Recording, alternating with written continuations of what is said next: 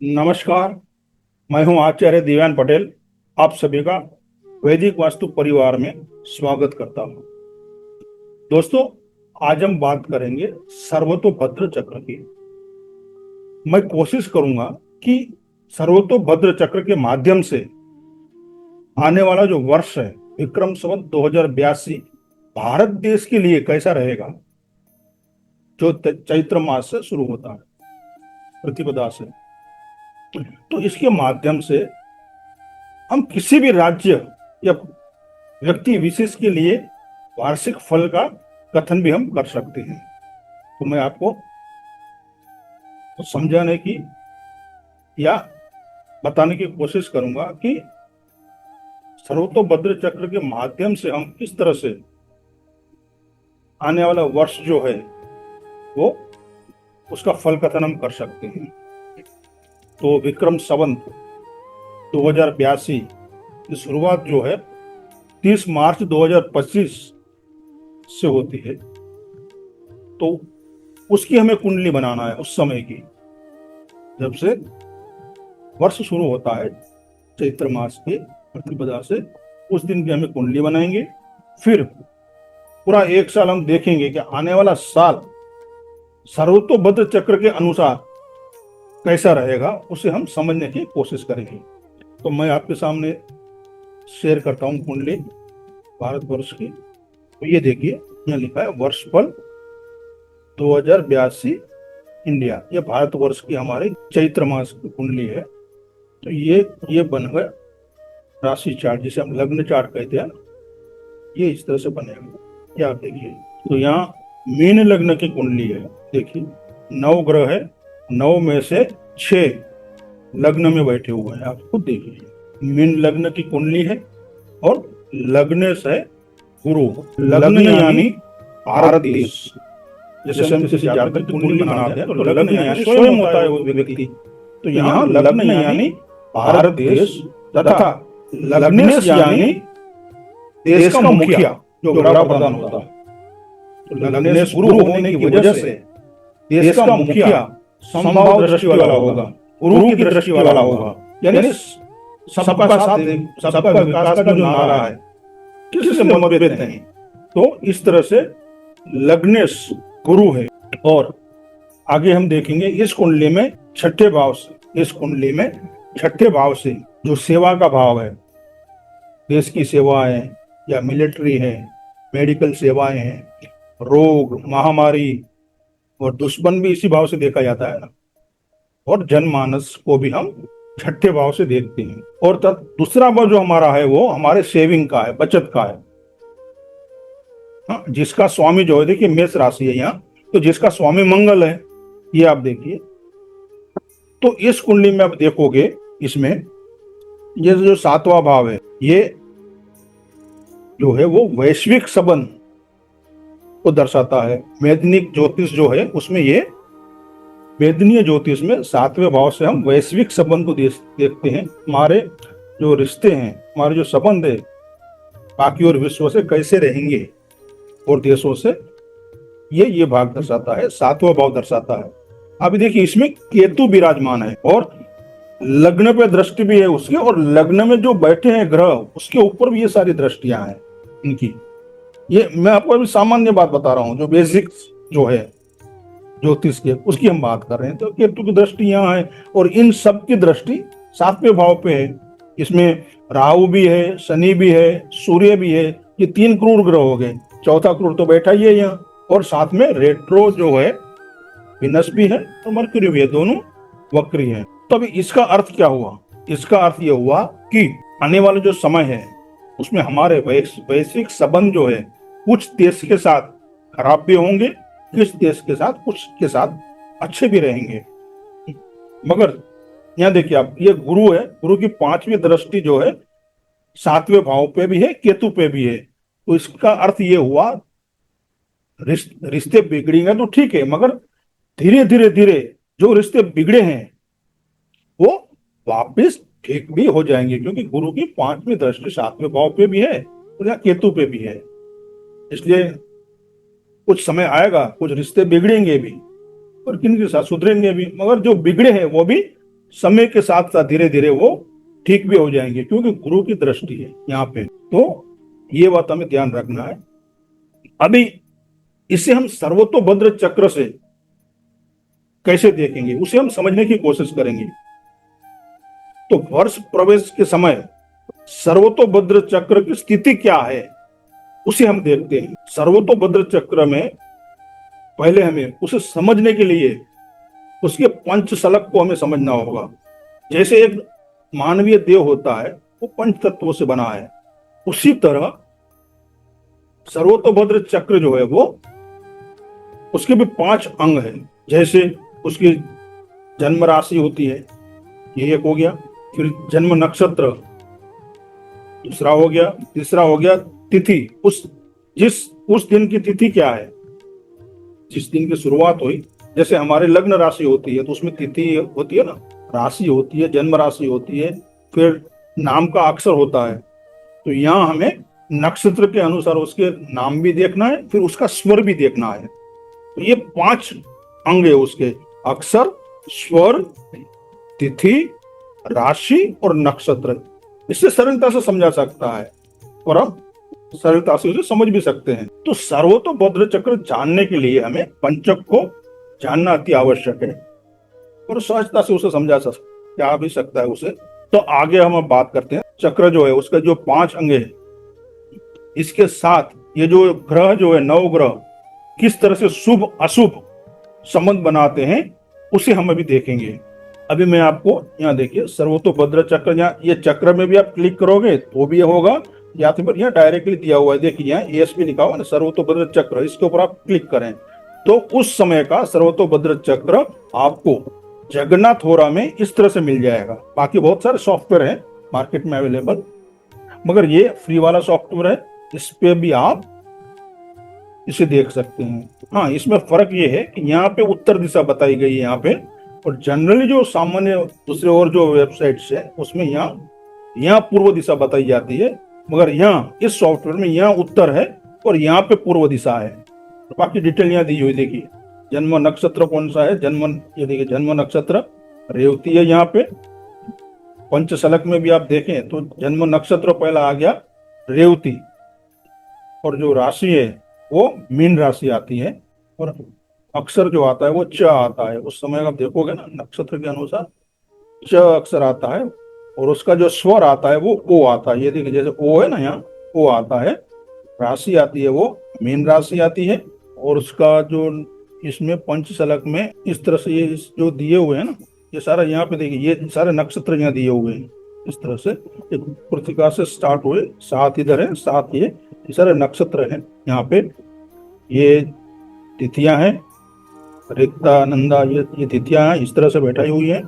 हाँ, ये राशियां हैं, एक्वेरियस, कुंभ, मीन, मेष, ये राशियां यहाँ दी हुई है। ये बनाना सरल है, आप भी बना सकते हैं। और ये मोटे मोटे तौर पे आप देखिए कि जन्म नक्षत्र जो है वो रेवती है। तो यहाँ रेवती कहाँ, ये देखिए ये रेवती नक्षत्र है, इसको लग्न में भी है, और चंद्रमा इनके ऊपर गोचर कर रहा है। अभी जिस समय की हमने कुंडली बनाई है उस समय चंद्रमा यहाँ गोचर कर रहा है।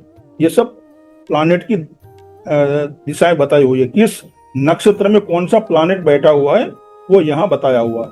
तो ये उत्तर दिशा है यहाँ, और ये है पूर्व दिशा, ये दक्षिण और ये पश्चिम, इस तरह से नहीं है। तो यहाँ आप देखिए उत्तर फाल्गुनी में बैठा हुआ केतु यहां से जन्म नक्षत्र ये जो है रेवती उसे वेद रहा है, यानी उसकी दृष्टि स्थिति वहीं पर जा रही है।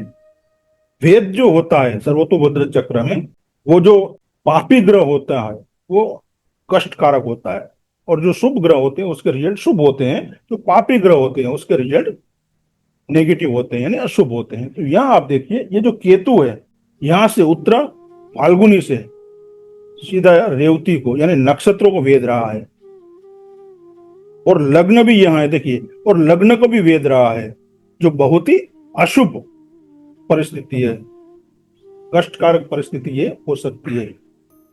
यहां से केतु सीधा यहां देख रहा है, देखिए आप। तो इस समय क्या होगा, एक पापी ग्रह जो है वो नक्षत्र को जब भी वेधता है तो क्या होता है? चिंता, हानि, रिश्तेदारों में तनाव। तो सरकार का रिश्तेदार कौन होता है? विपक्ष। तो विपक्ष से परेशानी मिल सकती है, निराशा मिल सकती है, अव्यवस्था हो सकती है। यहाँ नक्षत्र का यदि वेदन होता है अशुभ ग्रह से, और लग्न भी है, लग्न यानी स्वयं, स्वयं का नुकसान हो सकता है। फिर यहां से आप देखिए केतु जो है, यहां से इस पे आप क्लिक करोगे ना तो दृष्टि भी आपको मिल जाएगा। यहाँ क्लिक किया आपने, यहाँ आप यहाँ देख सकते हैं, ये यहाँ से बन गया। तो ये केतु है, एक तो सीधा यहाँ दृष्टि भेद रहा है, और यहां से वो मंगल को भी भेद रहा है, उसका वेद जा रहा है। यहाँ पे देखिए मंगल के ऊपर भी मंगल जो है दूसरे भाव का स्वामी भी है और नौवें भाव का स्वामी भी है। मैं आपको यहाँ बताता हूँ, यहाँ देखोगे ना, ये देखिए यहाँ दूसरे भाव का स्वामी कौन है? मंगल है, और नौवें भाव का स्वामी भी मंगल है। ठीक है, फिर से हम चलते हैं सर्वतोभद्र पे। यहाँ देखिए, तो जो केतु है वो मंगल को भेद रहा है यहाँ। तो दूसरा भाव जो होता है, क्योंकि दूसरे भाव का स्वामी है और ये नौवें भाव का स्वामी भी है, तो दूसरा भाव हमारा सेविंग का होता है, बचत का होता है, आय का होता है। और नौवां भाव हमारा धर्म का भी होता है। तो यहाँ क्या होता है, इस वजह से क्या होगा, केतु का वेद यहाँ है मंगल पे, तो क्या होगा, हमारी सेविंग पे असर होगा, यानी खर्चा बढ़ जाएगा, सेविंग नहीं हो पाएगी। हाँ, जैसे राजस्व होता है, बचत होती है, टैक्स कलेक्शन आदि में कमी आए, या इस तरह से टैक्स कलेक्शन कम हो सकता है, या खर्चा और भी बढ़ सकता है, आर्थिक नुकसान हो सकता है यहाँ। और साथ साथ में नौवां भाव का स्वामी भी है, देखिए यहाँ। तो इसके ऊपर केतु का वेद धार्मिक दंगे फसाद भी करवा सकता है। कुछ समय के बाद आप देखोगे तो धीरे धीरे जैसे समय बीतता जाएगा तो इस वर्ष दरमियान धार्मिक फसाद भी हो सकते हैं। मगर आप देखोगे नौवें भाव के ऊपर गुरु की दृष्टि भी है। बेसिक पे देखें आप तो यहाँ ये गुरु की दृष्टि सीधी यहाँ नौवें भाव पे है।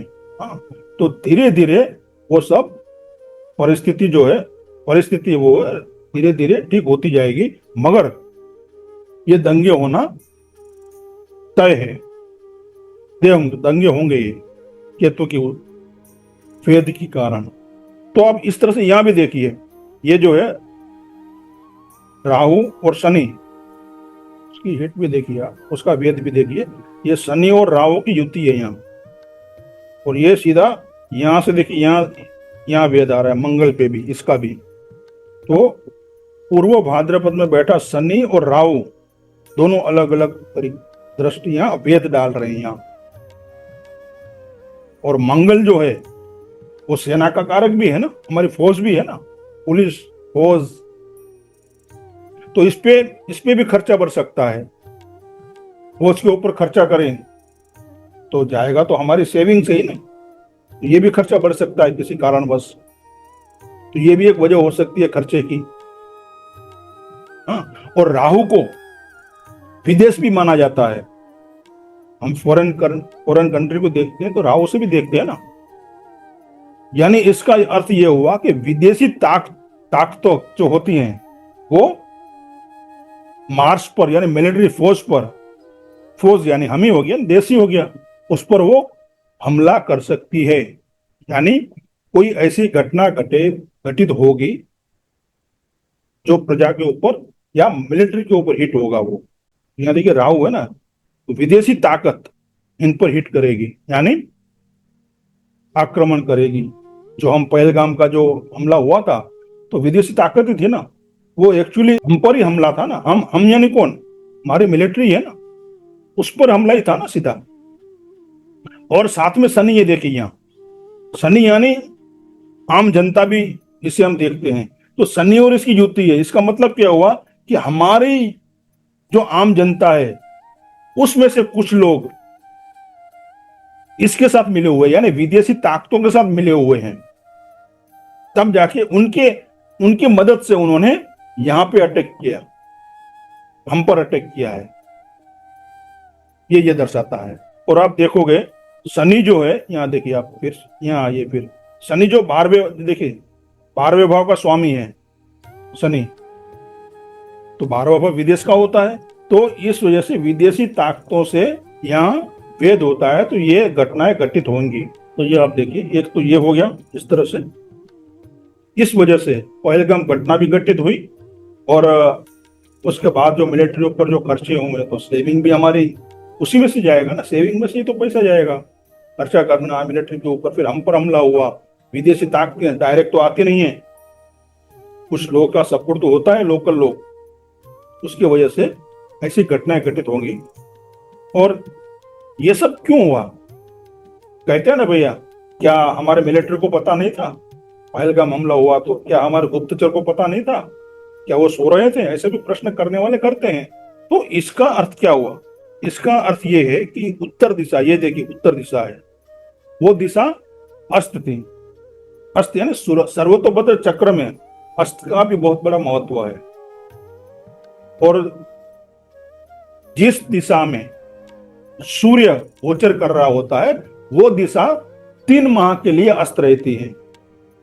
यहां आप देखिए, सूर्य जो है वो उत्तर भाद्रपद में गोचर कर रहा है, यानी ये जो 7 नक्षत्र है, इनमें से कहीं पर भी हो सूर्य भरणी तक, तो वो दिशा अस्त रहती है। तो उस समय वो दिशा अस्त थी, क्योंकि सूर्य उत्तर भाद्रपद में गोचर कर रहा था। तो सर्वतोभद्र चक्र के अनुसार यह दिशा अस्त हो गई। इसके साथ साथ उस दिशा में यदि जो हमने पंचसलक देखे, नक्षत्र, राशि, स्वर, ये जो है अक्षर जो है, राशि है, तिथियां हैं, वो यदि उस दिशा में पढ़ते हैं, जितना ज्यादा आएगा उसमें, पंचसलक में से जितने ज्यादा होंगे, तो वो दिशा उतनी ज्यादा कमजोर होगी। देखिए, एक तो ये रेवती नक्षत्र मुख्य, शरीर का मुख्य, जो पंचसलक में मुख्य जो है वो नक्षत्र है, वो उत्तर दिशा में है, यानी वो भी अस्त है। दूसरा, राशि मीन है, उस समय की आप देखोगे ना, मीन राशि है, तो वो राशि भी पूर्व की ओर, उत्तर की ओर आई। सॉरी, उत्तर कहां से गिनोगे आप, देखिए यहां से, ये जो है, ये जो भाग जो है यहाँ, ये हो गया उत्तर, ये वो उत्तर हो गया। ये फिर यहाँ से ये पूर्व हो जाएगा इतना। तो ये उत्तर में क्या आया, नक्षत्र भी उत्तर में है, राशि भी उत्तर में है, और उसका स्वर जो है वो भी उत्तर में आता है। तो यानी 5 अंग में से, पंचसलक में से 3 उत्तर दिशा में है, यानी वो तीनों 3 अस्त हैं, इसलिए ये दिशा काफी कमजोर हो गई। और आप देखोगे कि जो भी हमला हुआ है उत्तर दिशा में हुआ है। और 12 मई से आप देखोगे ना, तो सूर्य यहाँ से यहाँ आ जाएगा। 12 मई से आप देखोगे, चेक करना, 12 मई से भरणी से कृतिका में आ जाएगा वो। तो फिर ये दिशा अस्त हो जाएगी 3 माह के लिए। तो उसके बाद फिर ये जवाबी कार्यवाही होती है। लगभग जो ऑपरेशन सिंदूरम कहते हैं, जो किया है, वो लगभग 8-10 उस समय में किया होगा, जब चंद्रमा यहाँ से यहाँ, सूर्य जो है भरणी से कृतिका में आ गया। तो ये हम देखेंगे इसको, सूर्य चला गया वहां। तो उसके बाद हमें फिर ऑपरेशन सिंदूर किया, तो काफी दूसरे कंट्री का भी हमें सपोर्ट मिला, क्योंकि ये फिर अस्त नहीं रहा। तो उस उत्तर दिशा में देखो आप, जो जो नक्षत्र है ना, पूर्व भाद्रपद है, उत्तर भाद्रपद है, रेवती है, ये सब आदि नक्षत्र है। और ये जन्म नक्षत्र जो है, तो इन सब में देखिए नेगेटिव, ये जो प्लानेट जो है, पाप ग्रह का यहाँ गोचर भी है इस जगह पे, और नक्षत्र का जो है, जन्म नक्षत्र का वेद भी होता है यहाँ से यहाँ, देखिए। इसलिए इस दिशा में काफी दिक्कतें आई। और जो जो नक्षत्र के अनुसार, जो भी कंट्री का जो हिस्सा है, हर एक नक्षत्र से वो देखा जाता है कि पूर्व भाद्रपद से कौन सा एरिया है, रेवती से कौन सा एरिया है। तो उन उन भाग में, देश के उन उन जगहों पर ज्यादा इसका असर होगा। जैसे आप देखें तो हिमालय की जो घाटी है का विस्तार जो है, घाटी विस्तार जो है, उत्तर प्रदेश का पूर्वी विस्तार है, दिल्ली है, फिर नर्मदा के घाट का जो, नर्मदा नदी के किनारे का जो भी विस्तार है ना, वहां पे उस जगह पे इसका इफेक्ट, यानी इसका असर ज्यादा होगा। उत्तर दिशा में, देश की उत्तर दिशा में ये घटना घटित हुई है। तो आप देखोगे तो आपको पता भी चल जाएगा। यहाँ से हम इस तरह से हम पढ़ सकते हैं। अब यहाँ देखिए आप, फिर आगे चले गए, फिर 20 जुलाई को, मैं यहाँ आपको ट्रांजिट में बता देता हूँ। 20 जुलाई को यहाँ, ये जुलाई ले लेंगे हम यहाँ, और यहाँ 20 जुलाई को